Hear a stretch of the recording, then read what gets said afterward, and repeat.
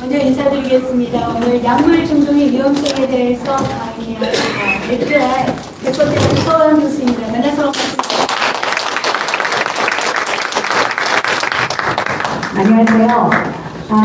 저는 오늘 이 자리에 서기까지 조금 혼란이 있었습니다.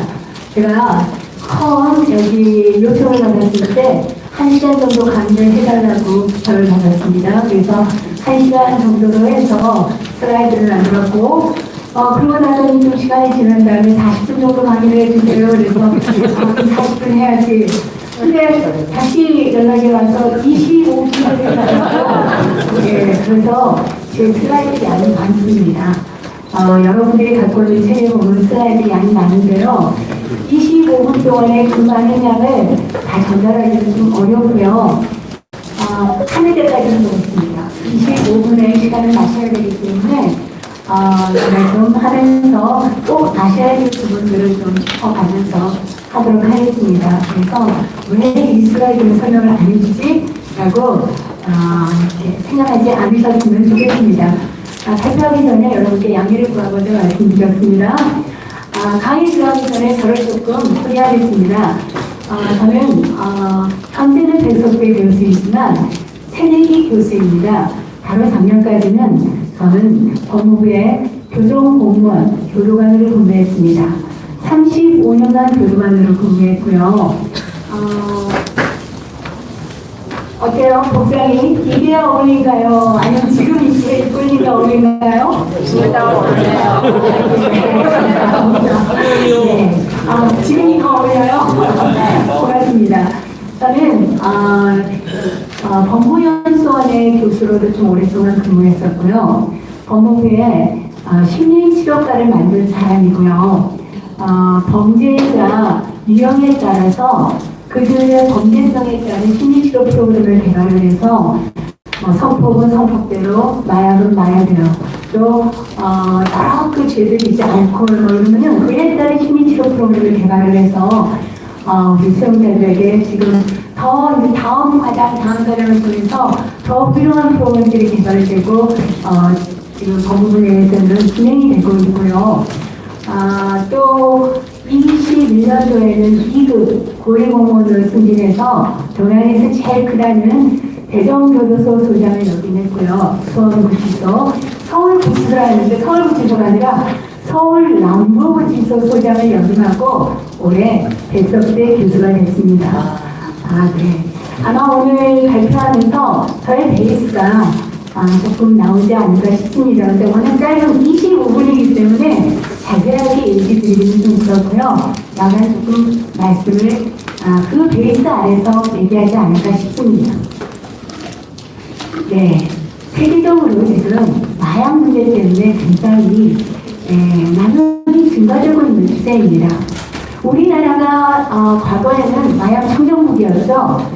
마약 청정국이라고 하는 것은 유엔에서 발표했는데요. 인구 10만 명당 마약 범죄자가 20명이면은 마약 청정국이라고 합니다. 우리나라는 1999년에 마약 범죄 수가 23이었습니다. 즉 1999년부터 저희는 청정국이 아니었고요. 20년에 35, 21년에 31로 집계되었고 올해 24년에는 더 올라가 있습니다. 즉 마약은 굉장히 우리나라가 지금 심각한 상태로 올라가고 있습니다. 아까 우리 대표 회장 목사님이 그 하수도가니까 전국에서 전부 나왔다라고 얘기했는데 거기에는 약물들이 있습니다. 약물의 이유가 있기 때문에 그 정도로 심각한가? 심각한 나라는 미국이 가장 심각하게 지금 되고 있는 상태이고요. 그 정도는 아니지만 저희 나라도 아주 심각한 상태입니다. 법무부는 범죄백서라는 걸 발표합니다. 거기에 보면은 우리나라 마약 범죄자가 인원이 몇 명이나 되는가라는 게 늘 통계로 발표하거든요. 2012년에 9,255명이었습니다. 근데 2022년에 18,395명이었습니다. 약 98%, 거의 100%가 마약수가 수치로 증명이 되고 있습니다. 그럼 청소년은 도대체 몇 명인가? 청소년 가기 전에 이게 지금 그래프인데요. 제일 위에가 전체 마약수 사범의 그 증량입니다. 그 밑에가 향정 사범이 가장 많고요. 그 다음이 대마, 그 다음이 마약입니다. 마약은 뭐 가장 심각한 거죠. 아편이나 뭐 이런 것들을 마약이라 하는 거니까요. 안의 내용에서 자세히 설명하도록 하겠습니다. 10대 마약 사범은 2011년에 41명이었습니다. 2021년에 450명으로 증가했습니다. 몇 프로가 증가했습니까? 11배. 아까 전체 마약수는 100% 2배 정도 증가했는데 청소년은 11배로 증가를 했습니다. 이게 21년도 상황입니다. 24년도는 어떻게 될까요? 여러분들 뉴스에서 접하셨을 거예요. 요즘 마약을 접하기가 너무나 쉽습니다. 근데 마약을 접하는 데 있어서 굉장히 저는 뉴스에서 심각한 일상을 봤는데요. 실험방에서는 그 영상을 안 가져왔는데 요즘은 마약이 젤리로도 나오고 있습니다. 구분할 수가 없습니다. 여러분 젤리 좋아하잖아요. 똑같습니다. 그래서 청소년들이 마약에 대해 접근하는 게 더 편하겠습니다. 불안이 없어졌어요. 그리고 가장 제가 있었을 동안에 가장 어린 피해자는 14세였습니다. 교도소까지 오는 마약수라면 아주 심각해야 교도소입니다. 그렇지 않으면 교도소로 오는 게 아니라 어디로 갔냐? 소년원으로 갑니다. 즉 교도소까지 올 정도에는 14세면은 얼마나 어린 친구들이 마약을 하고 있는지를 현상에서 확인할 수가 있었습니다. 그리고 전체 마약 사범의 50%는 20에서 30대입니다. 가장 뛰어야 될 그 나이에 마약수로서 우리가 지금 다가오고 있다는 것은 여러분들이 경각심을 가져야 되지 않을까 싶습니다. 더구나 우리나라는 전통적으로는 필로폰이 가장 우세였습니다. 마약에 있어서는. 근데 최근에는 필로폰이 아닙니다. 그럼 어떤 마약? 의료용 마약입니다. 왜냐하면 의료용 마약은 약으로 생겼기 때문에 거부감이 적습니다. 근데 아까 제가 방금 얘기했죠? 거부감이 더 적은 젤리까지도 나왔다고요. 그리고 가격이 저렴합니다. 필로폰은 비쌉니다. 근데 약은 저렴합니다. 또 국내 마약에 있어서 외국에서보다 우리나라는 상당히 고가에 팔리고 있습니다. 필로폰 1g이면 우리나라는 80에서 100만 원입니다. 근데 태국에서는요 18,000원입니다. 미국에서는요 62,000원 정도 됩니다. 여러분 이게 무슨 얘기인지 느끼시나요? 우리나라가 비싼 그 이유만으로 지금 얘기하는 게 아닙니다. 외국의 마약상들이 우리나라를 과거에는 경유국가였는데 이제는 소비국가로 우리나라를 타겟으로 삼고 있다는 얘기입니다. 왜요? 이익이 많이 나기 때문에. 대단히 이거는 무서운 일입니다. 저희 나라가 지금 추세가 이렇게 되고 있습니다. 여러분은 마약하면은 가장 떠오르는 연예인이 누구세요? 요즘 뭐 마약으로 관련된 연예인 참 부지기수로 나옵니다. 근데 저는 가장 기억에 남는 연예인이 한 명 있습니다. 이게 뭐 여러분이 계시기 때문에 실명은 제가 얘기하지 않겠습니다. 제가 오래전 근무하고 있을 때인데요. 저는 그 사람의 팬이었습니다. 그 친구는 예능에도 나왔고 드라마의 주연 배우였어요. 참 잘생겼고요. 근데 제가 근무하는 소에 두 번째로 구속이 돼서 들어왔습니다. 처음에는 안 만났습니다. 팬이었지만. 근데 여러 얘기가 수용사를 아주 잘하고 있다는 얘기가 자꾸 들리는 거예요. 그래서 제가 제 방으로 그 친구를 불렀습니다. 차 한 잔을 주면서 요즘 어떻게 지내세요? 그랬더니 매일 아침마다 큐티를 한다고 합니다. 그리고 성형 피자를 하고 있다고 그래요. 그래서 저는 너무나 잘생겼어요. 보통 수영장 복장을 입으면 그 인물이 되게 못생겨져 보입니다. 근데 빛나요. 수영장 옷을 입었는데도. 그래서 연예인이니까 속으로 생각을 했습니다. 제가 그 친구한테 그렇게 얘기했어요. 정말 잘하시네요. 이왕이면 이 안에 있는 마약 사범들과 친하지 않았으면 좋겠습니다. 그랬더니 그 친구가 걱정하지 마세요. 저 친하지 않게 지냅니다. 늘 성경과 그 다음에 큐티와 성경 관련 서적들을 읽고 있습니다. 저는 응원했습니다. 그리고 이 친구가 진학금을 아주 짧게 받아가지고 얼마 후에 출소를 했어요. 그런데 몇 달 있다 저는 그의 비보를 언론을 통해서 봤습니다. 너무나 안타까웠습니다. 여러분, 그는 드디어 마약에서 완치됐습니다. 마약은 살아있는 동안에는 완치란 얘기를 하지 않습니다. 그럼 어떻게 해요? 회복된다고 얘기합니다. 사람은 회복자이지 완치자가 아닙니다. 그러면 완치는 언제요? 죽을 때 듣습니다. 얼마나 가슴 아픈 일입니까? 살아있는 동안에는 한 번 마약에 빠지면 완치 소리를 못 듣는다는데요. 우리 수용자들은 그럼 도대체 얼마나 회복이 될까요? 저희가 통계를 제가 찾아봤더니요. 2020년 교정 통계 연보를 보니까 우리 마약수들의 재복용률은 48.9%였습니다. 교도소에서는 재범률이라고 얘기하지 않습니다. 재복용률이라고 얘기합니다. 이건 무슨 소리냐? 형을 살았다가 다시 출소해서 또 같은 형으로 들어왔을 때 이 사람이 3년 이내로 우리가 기준을 잡는데요. 형이 또 확정돼야지만이 재복용률로 계산을 합니다. 즉 그냥 무죄가 됐거나 밖으로 나가면 재복용률 안에 안 들어온다는 얘기죠. 재복용률이 48.9%였는데요. 교도소에서 뭘 한다고요? 심리치료 프로그램을 돌리고 있습니다.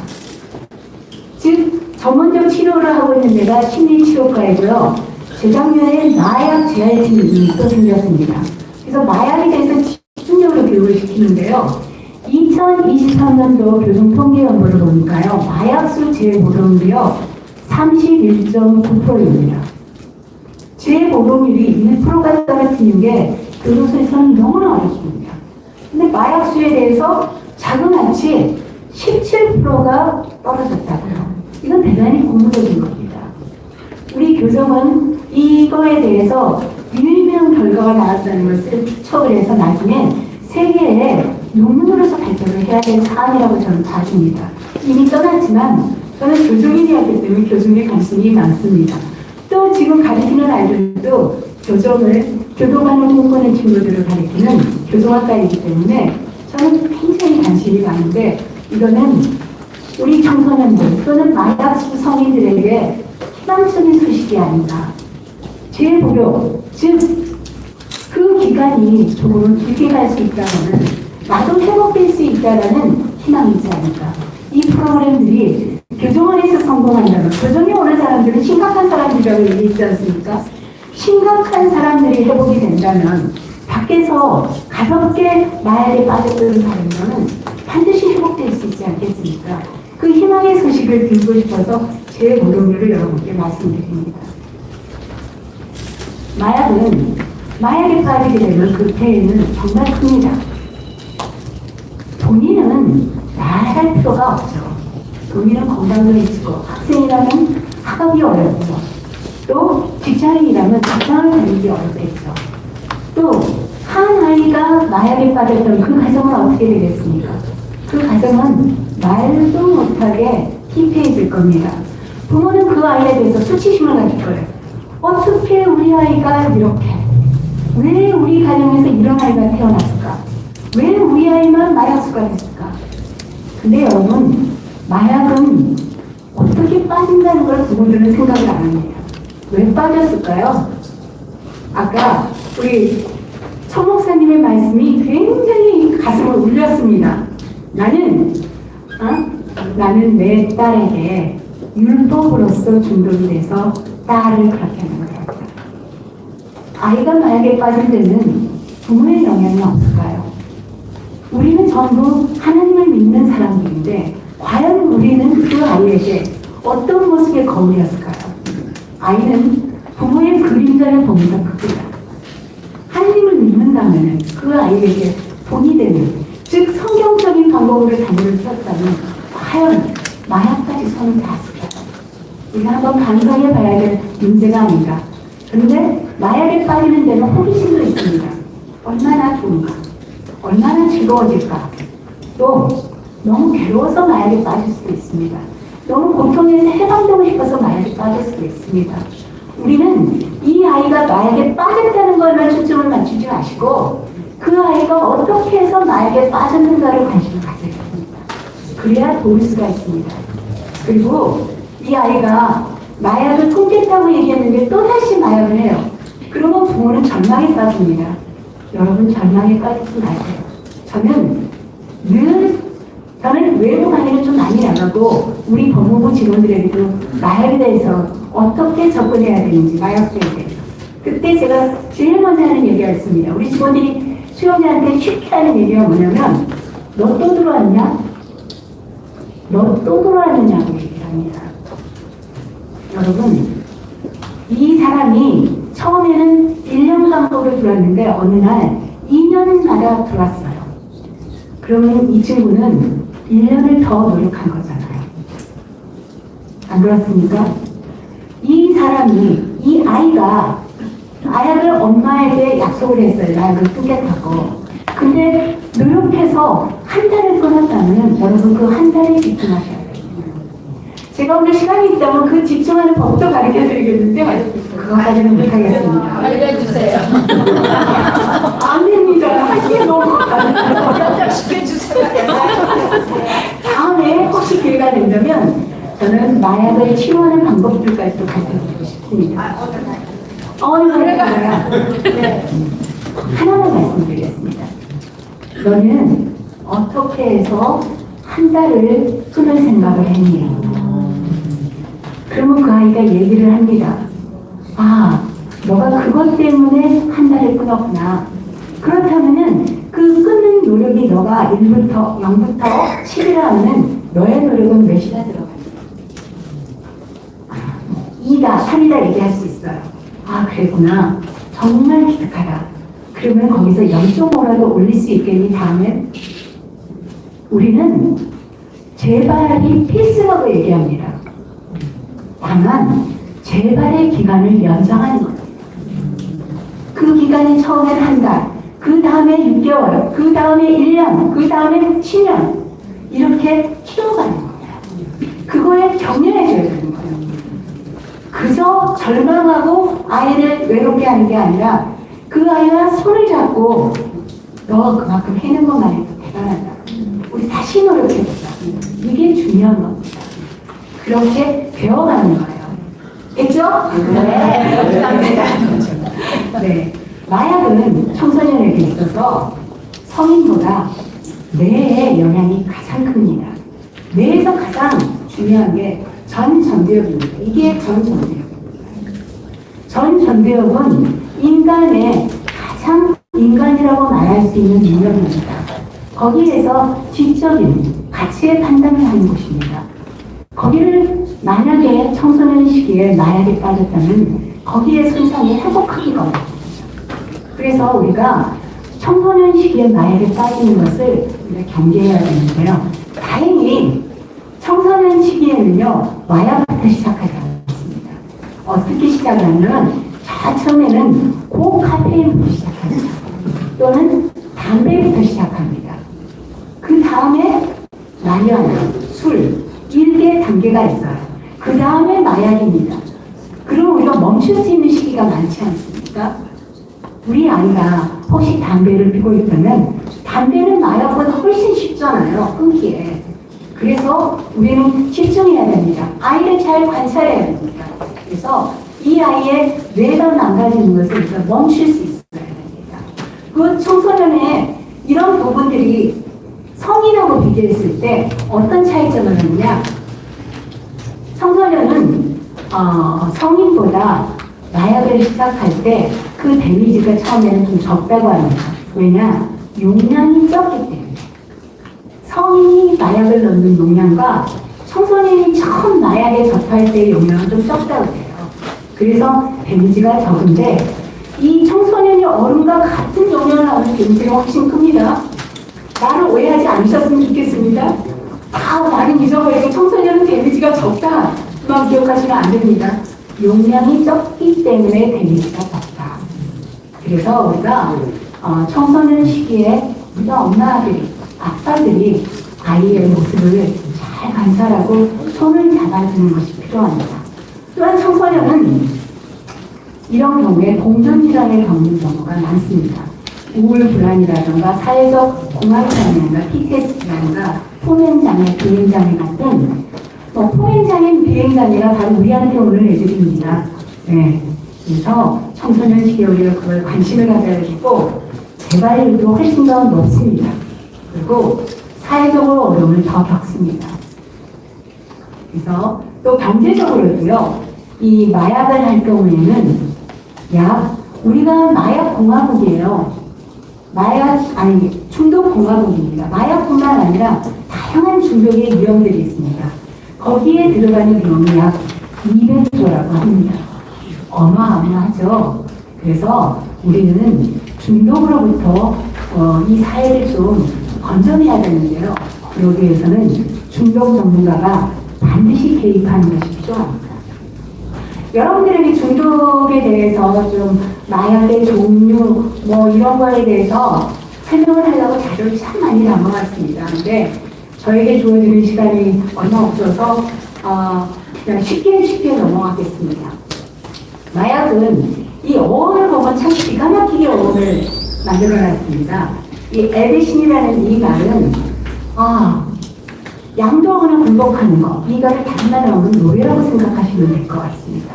노예는 자기의 자신에 대해서 주도권이 없습니다. 누구에게 있죠? 주인에게 있습니다. 마약수들은, 마약에 중독된 사람은 자기인데도 자기의 주도권이 없습니다. 너무 기가 막히게 너무 아닙니까? 소유권을 상실한 사람이 중독이라고 생각하시면 될 것 같습니다. 중독의 종류는 나중에 읽어보십시오.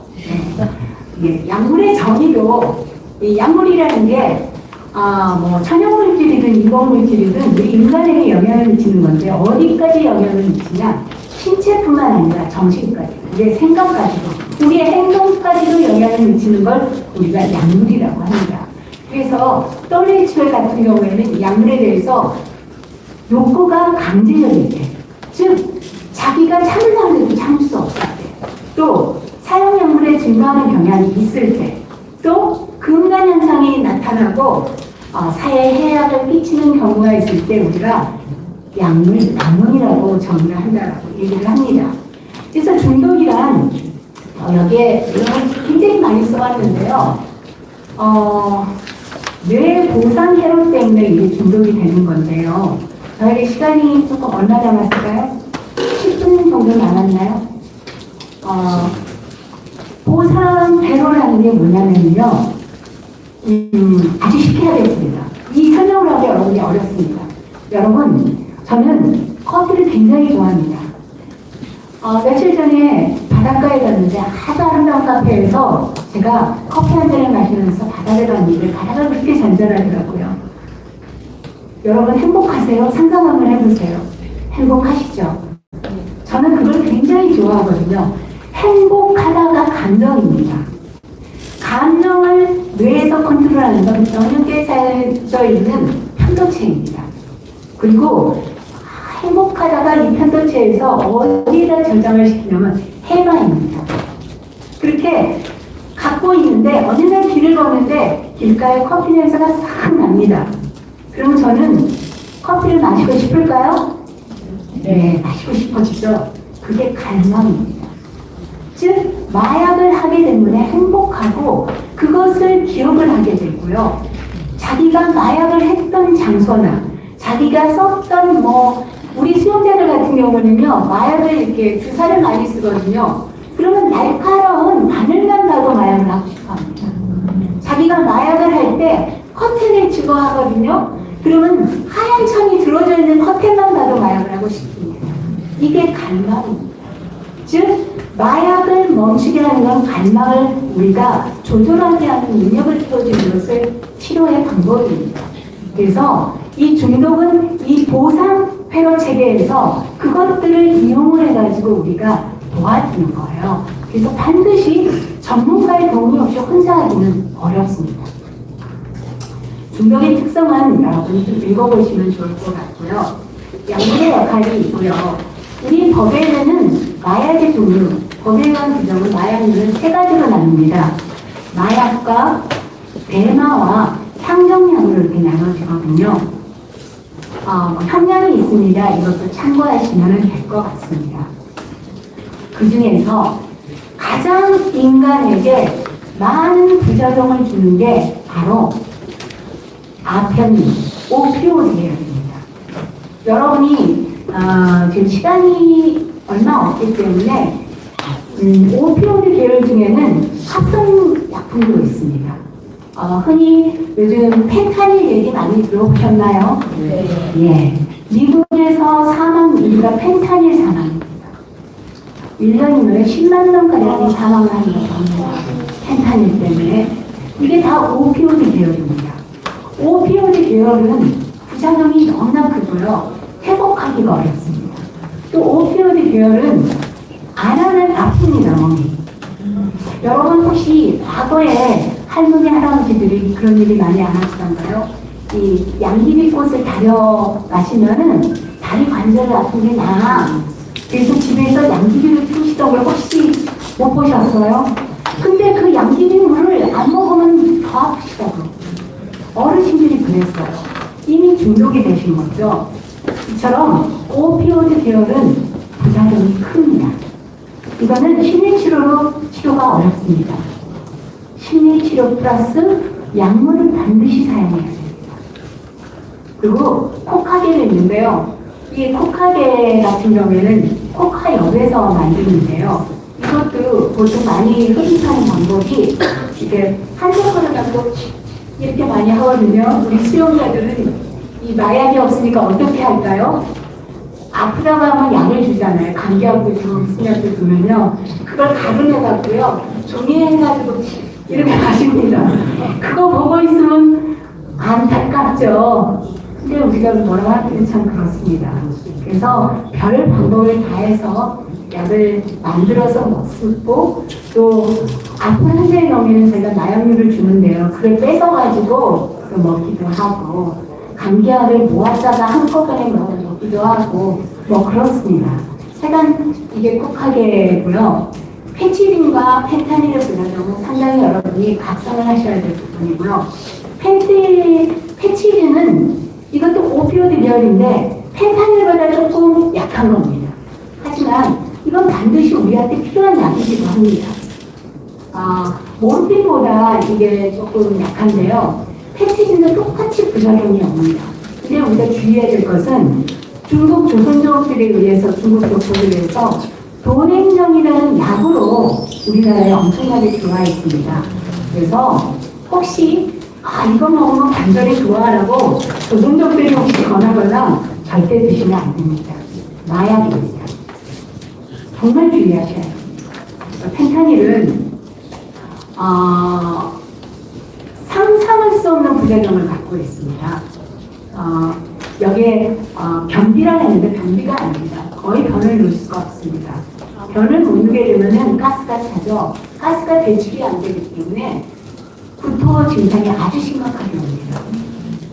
그래서 보통 펜타닐 중독자는 이빨이 없습니다. 다 이빨이 녹아버립니다. 그리고 펜타닐을 해서 행복했을 때 숨이 멈춥니다. 그러면은 산소가 공급되지 않기 때문에 뇌가 다 파괴가 됩니다. 뇌가 파괴가 되면은 우리 몸의 시그널이 엉뚱하게 가게 돼서 여러분이 유튜브에 펜타닐 처방의 영상들이 굉장히 많이 나와 있습니다. 그 영상을 보면 대부분이 좀비라고 얘기합니다. 좀비 영상을 보시면은 펜타닐의 부작용을 알 수 있을 것 같습니다. 이 영상을 준비했는데 넘어가겠고요. 이런 마약을 치료해주는 약이 메사동기약입니다. 상정약으로 암페타민이 히로폼입니다. 그래서 히로폼 같은 경우에는 생활폼이라고 하는데요. 이게 뭐냐면은 처음에는 자기가 보고 관리를 잘 할 수 있을 것 같이 느낍니다. 나는 마음만 먹으면은 안 할 수 있어. 이게 어떤 마약주를 히로폼 마약주를 그 생각을 많이 합니다. 근데 그렇지 않습니다. 절대 멈출 수 없으니까 관심도 안 가져야 되는데 엄마들 중에 청소년에게 히로뽕을 조금씩 주는 엄마가 있습니다. 왜 그럴까요? 각성이 와서요. 잠을 안 자고 공부할 수 있습니다. 그리고 다이어트에 효과가 좋습니다. 살을 빼는 또 운동하는 선수들의 운동을 할 때 실적을 더 올릴 수가 있습니다. 약물로. 그래서 이 히로폼이 의외로 사회에 반영해 있습니다. 우리가 그 히로폼의 이것도 자세하게는 설명을 못하겠고 그 정도로만 얘기하고 디에타민은 우리나라는 심각합니다. 이건 약이라고 불리는데요. 이게 살 빼는 약인데요. 전문 의약품입니다. 마약입니다. 근데 우리 아가씨들, 젊은 사람들, 우리 어머니들 살 빼시려고 이 약을 어떻게 구하셨는지 모르는데 구하셔갖고 마약으로 빠져버리는 경우가 많습니다. 그래서 이 디에타민에 대한 주의도 하시는 게 좋을 것 같고요. 그 외에도 이거는 히로폼을 많이 하게 되면 굉장히 몸이 가렵습니다. 얼굴을 뜯어내다 보니까 이렇게 얼굴이 되는 거죠. 이렇습니다. 이런 것들은 그냥 넘어가겠습니다. 프로포폴도 설명을 해드리려고 했는데 딱 하나만 기억하시면 될 것 같습니다. 수면하고 싶어서 프로포폴 하시는데 나취제입니다. 절대로 수면한 게 아니에요. 순간 자기가 잘 자고 일어난 것 같은데 그렇지 않습니다. 잘 자고 일어난 게 착각입니다.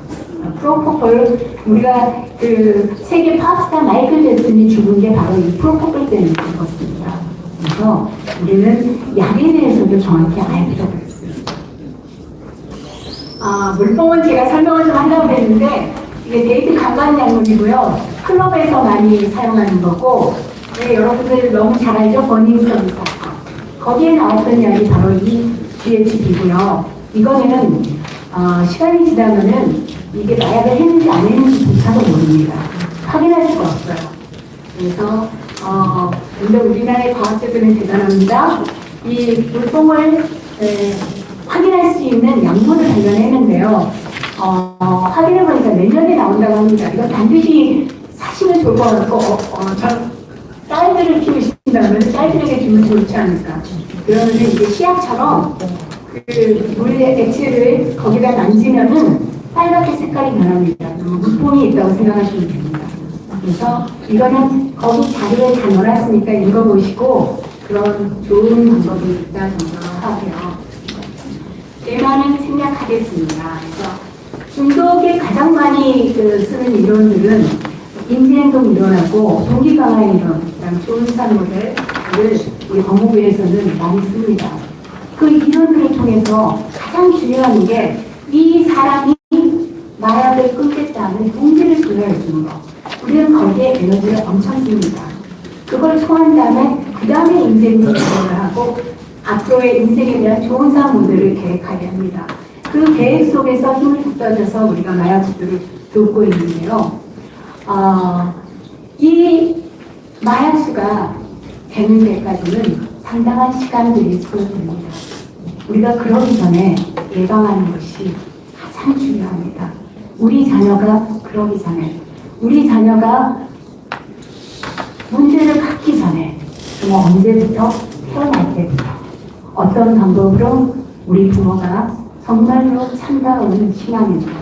아이들에게 좋은 모델링으로 이 아이들을 키우고 이 아이들의 마음에 공감하고 이 아이들을 우리 성경에도 있지 않습니까? 아이들을 화나게 하지 말고 하나님의 방법을 훈육하라고. 훈육이 반드시 필요하고 사랑도 필요합니다. 여러분들 그렇게 해서 청소년들이 건강한 이 사회의 일원으로 건강한 미래 사회의 지도자를 키워주는 것이 우리 어른들의 몫이 아닐까 싶습니다. 많은 내용을 담아왔지만 다 전하지는 못했고 오늘 제 강의는 이 정도 선에서 마칠까 싶습니다. 감사합니다.